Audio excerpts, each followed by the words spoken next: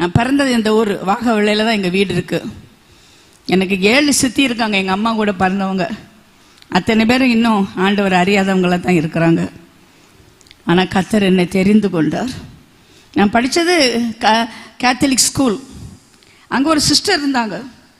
எப்போ கிளாஸில் வந்தால் மோட்சமாக நரகமானு பேசுவாங்க. சின்ன குட்டி பிள்ளையா இருக்கும்போது ஒரு நாள் அவங்கள போய் பார்த்து கேட்டேன், மோட்சத்துக்கு போனால் எங்கே எப்படி போகணுன்னு.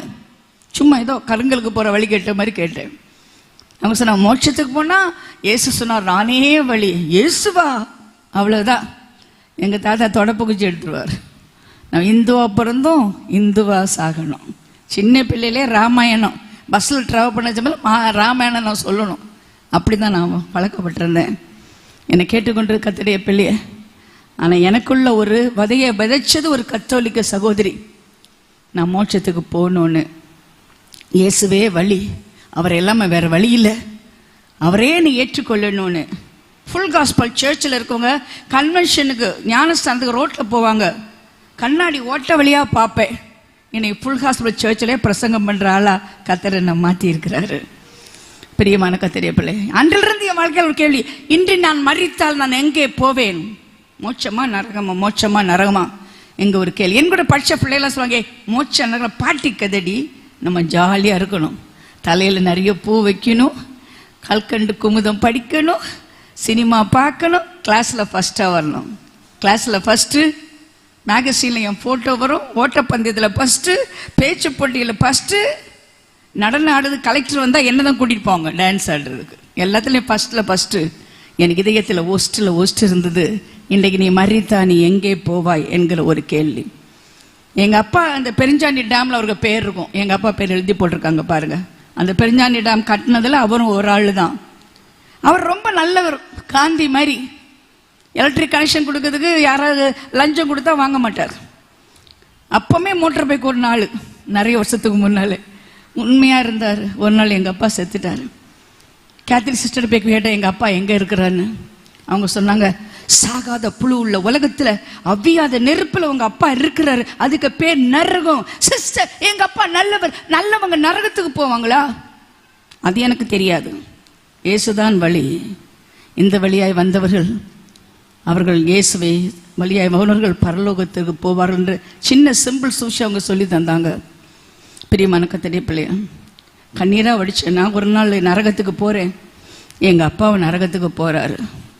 படித்து ஒரு பிரயோஜனம் இல்லை, நடனமாடி ஒரு பிரயோஜனம் இல்லை, தலை நிறைய மல்லிப்பூ வச்சு ஒரு பிரயோஜனம் இல்லை, எதுவுமே பிரயோஜனம் இல்லை. நான் அழுகிற ஒரு பொண்ணாக தான் இருந்தேன். அப்போ தான் காட்டாத்துறையில் தாமஸ் பாஸ்டர் இருக்கார், அவங்க தங்கச்சி சோபனா, அவங்க இந்த சர்ச்சில் ரொம்ப முக்கியமான ஒரு ஆள். கேனாஸ் நாட்டேர். நான் உங்களுக்கு சொல்கிறேன், இப்போ நான் அமெரிக்காவில் பண்ணுற பெரிய பெஸ்ட் பிரசங்கம் கேட்குறேன், அதை விட பெஸ்ட்டாக நீங்கள் கைத்தட்ட ரெடியாக இருக்கணும். அந்த கேனாஸ் ஐயா பிரசங்கம் பண்ணுவார், கைத்தட்டி இருக்கலாம்ல. அவர் வயசான காலத்தில் மேடையில் ஏறினானா ஆவியின் கனி பற்றி தான் பேசுவார். இன்னும் எனக்கு ஞாபகம் இருக்கு, ஆவியின் கனி பற்றி தான் பேசுவார். அவங்க அந்த பிரசங்கத்தை கேட்குறதுக்கு ஆவலோடு ஓடி வருவாங்க. ரொம்ப ஆத்துமாதாய பணியாளலாம் மாறினாங்க. ஒரு நாள் என்கிட்ட சொன்னாங்க, பத்மா நீ அல்லாத, சந்தோஷமாக இருக்குன்னா படம் பார்த்தா போதும், நீ படம் பார்க்க வரியான்னு. ஐயோ, எங்கள் அப்பா செத்துட்டாரு, எங்கள் தாத்தா வெளியே விட மாட்டாரு, நான் எப்படி படம் பார்க்க வருவேன்னு.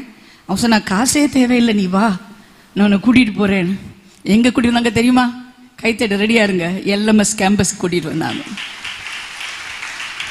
அகஸ்டின் பீட்டர்னு ஒரு வயசான தாத்தா பாஸ்டர் இருந்தார். பழைய ஒரு ப்ரொஜெக்டர் வச்சு படம் காட்டுவார்.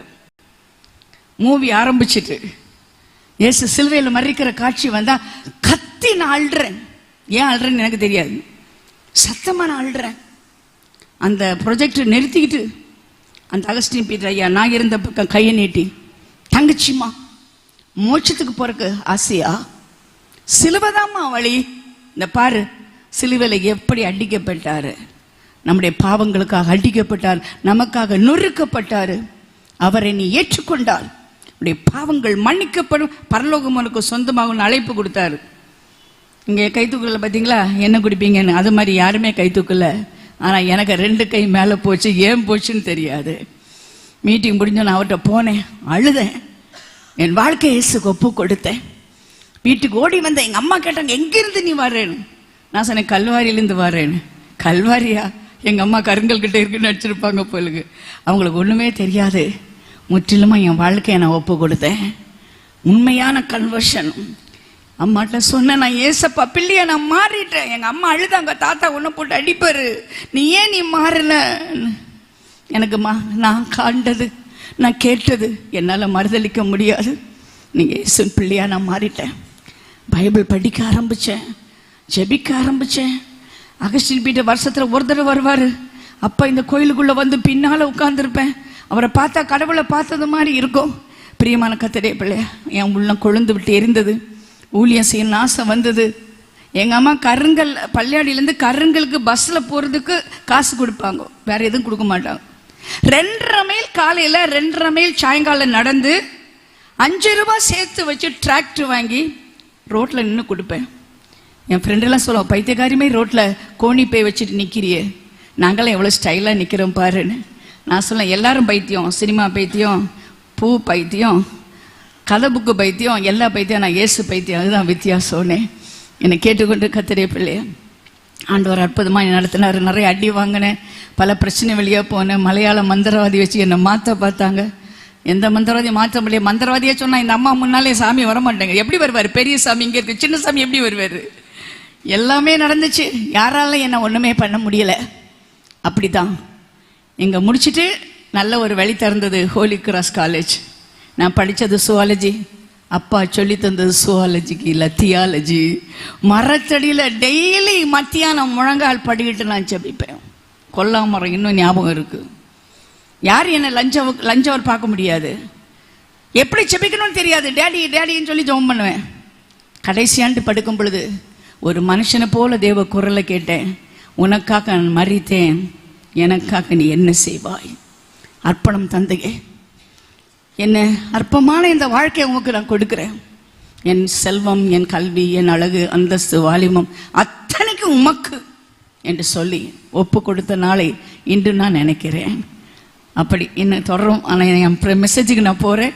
எனக்கு ரொம்ப சந்தோஷம். என்ன தெரியுமா? வேதம் சொல்கிறது, எந்த தீர்க்கதையும் சொந்த ஊரில் சேர்த்துக்க மாட்டாங்கன்னு. ஆனால் இந்த ஊர் என்னை சேர்த்துக்கிட்டதுக்கு இருகரம் கூப்பி நான் நன்றி சொல்கிறேன். என் பிரசங்கத்தை கேட்க இத்தனை பேர் நீங்கள் வந்திருக்கீங்க. நான் பேசுவது மனுஷ வார்த்தை அல்ல, நான் பேசுவது தேவ வார்த்தை. எனக்கு ஊழியத்தின் தொடக்கத்தில் சுவாலஜி படித்தனால குரங்கு கதை, நரி கதை, எல்லா கதையும் சொன்னேன். ஆண்டவர் சொன்னார், கதை சொன்னால் கீழே போகும், வசனம் சொன்னால் திரும்பி வரும். எதுக்காக நீ சொல்கிற சொல்லி திரும்பி வரும். அதனால் கதை சொல்கிறத நிறுத்திக்கிட்டு வசனமே நான் சொல்ல ஆரம்பித்தேன். அருமையான கர்த்தருடைய பிள்ளைகளை, 1 மாதம் ஆப்பிரிக்காவில் ஊழியம் செஞ்சேன். எல்லாம் கருப்பின மக்கள், நம்ம முடி மாதிரி தான் இருக்கும். பள்ளியாடியில் பிறந்த ஒரு பொண்ணு ஆப்பிரிக்கா போய் தனி ஒரு ஹோட்டலில் கருப்பு மக்கள் மத்தியில் வாழ்ந்துட்டு 1 மாதம் ஊழியம் செஞ்சேன்னா நீங்களே நினச்சி பாருங்க எப்படி. என்ன கர்த்தர் தந்த அபிஷேகம். பயப்படுற ஆவி உனக்கு நான் தரவில்லை, அன்பும் தெளிந்த புத்தியும் நான் உனக்கு கொடுத்துருக்கிறேன், ஆவியத்தை கொடுத்துருக்கிறேன். இந்த பள்ளியாடியில் பிறந்து 42 தேசம், ஊரல்ல 42 தேசத்தில் பள்ளியாடி நான் சொல்லியிருக்கிறேன். எனக்கு ரட்சிப்பை பற்றி நான் சொல்லியிருக்கிறேன். அப்படி ஒரு ஊழியத்தை கர்த்தர் கொடுத்துருக்கேன். ஆண்டவர் ஸ்தோத்திரம். உங்கள் வீட்டு பிள்ளைனா இது ஊரறிந்த உண்மை. எனக்காக ஜெபிக்க மறக்காதீங்க, காணிக்க கேட்க மாட்டேன். என்னை கேட்டுக்கொண்டு கர்த்தருடைய பிள்ளை, ஜெபம் மட்டும்தான். உங்கள் கண்ணீரை கர்த்தர் பாதத்தில் காணிக்கையா எனக்காக செலுத்துங்க. இன்னும் எத்தனை நாள் தெரியாது. ஃபைனல் மைல் நான் ஓடிட்டு இருக்கிறேன். என் வயசு கேட்காதீங்க, ஃபைனல் மைல் நான் ஓடிட்டு இருக்கிறேன். கர்த்தர் வரும் வரையிலும் இந்த ஓட்டத்தை ஜெயத்துடன் முடிக்கிறதுக்கு நீங்கள் எனக்கு உதவி செய்யும்படி அன்பாக நான்